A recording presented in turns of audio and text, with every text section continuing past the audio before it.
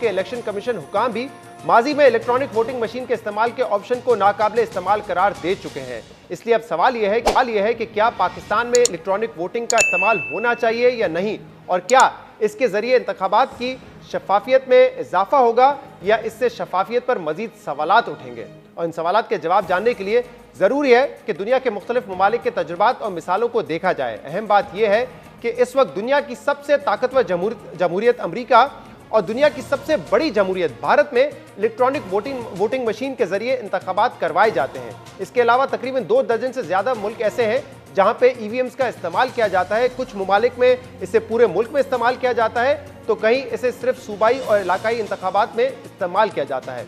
इस हवाले से हमारे लिए, पाकिस्तान के लिए सबसे बड़ी मिसाल भारत की है, जिसके वोटिंग और पोलिंग डे के मसाइल लगभग पाकिस्तान जैसे ही हैं। 15-20 साल पहले तक भारत में भी पाकिस्तान की तरह हर इलेक्शन पर उंगलियां उठाई जाती थी। सियासी जमातें इंतखाबी नताइज तस्लीम करने से इनकार करते थे।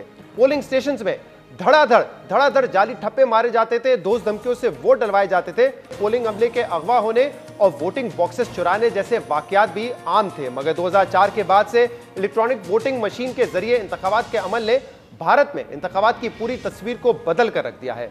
भारत में इलेक्ट्रॉनिक वोटिंग मशीनों के इस्तेमाल पर अमरीकी तहकीकाती इदारे ब्रुकिंग्स की रिसर्च के मुताबिक इस अमल से इलेक्टोरल फ्रॉड में बड़ी हद तक कमी आई है। कमजोर तबके और आज़ादी से वोट डालने में मदद मिली है। धोस और धमकी के खतरात में भी कमी आई है। ईवीएम से पहले वोटों की गिनती करने और हतमी नताइज आने में कम से कम 40 घंटे लगते थे, मगर अब यह अमल 3 से 4 घंटे में मुकम्मल हो जाता है।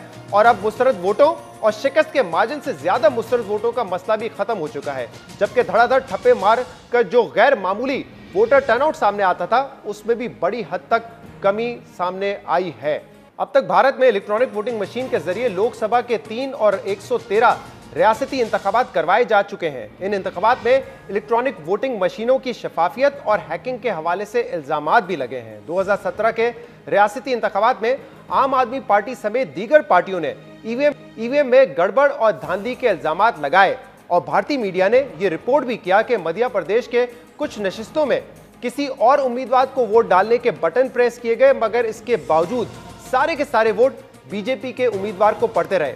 मगर अब तक ये इल्जामात साबित नहीं हुए हैं, बल्कि भारतीय इलेक्शन कमीशन ने 2014 में इलेक्शन के अमल को मजीद शफाफ बनाने के लिए पेपर ट्रेल यानी कि मशीन से वोट की पर्ची निकलने के प्रोसेस को भी शुरू किया, जिसने इंतखाबात के शफाफियत को मजीद पुख्ता कर दिया है। भारतीय इलेक्शन कमीशन के मुताबिक इन मशीनों को वाईफाई, ब्लूटूथ या किसी भी वायरलेस डिवाइस के जरिए हैक नहीं किया जा सकता, और इसे हैक करने का सिर्फ एक ही तरीका है, और वो ये है कि मशीन को हाथों से खोला जाए, जो कि तकरीबन नामुमकिन अमल है। भारत के अलावा बांग्लादेश में भी 2018 में 6 सीटों पर ईवीएम के इस्तेमाल का तजर्बा किया गया, और यह तजर्बा काफी हद तक कामयाब हुआ।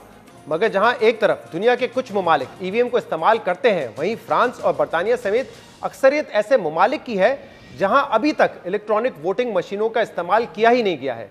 जबकि जर्मनी, नीदरलैंड और इटली समेत कुछ ऐसे तरक्की याफ्ता ममालिक भी हैं जो शफाफियत मुतासर होने के खदशात की वजह से बैलेट पेपर की तरफ वापस आ चुके हैं। 2009 में जर्मनी की सुप्रीम कोर्ट ने इलेक्ट्रॉनिक वोटिंग के अमल को गैर आईनी करार दिया, क्योंकि इससे इंतखाबात की साख और शफाफियत यकीनी बनाना नामुमकिन था।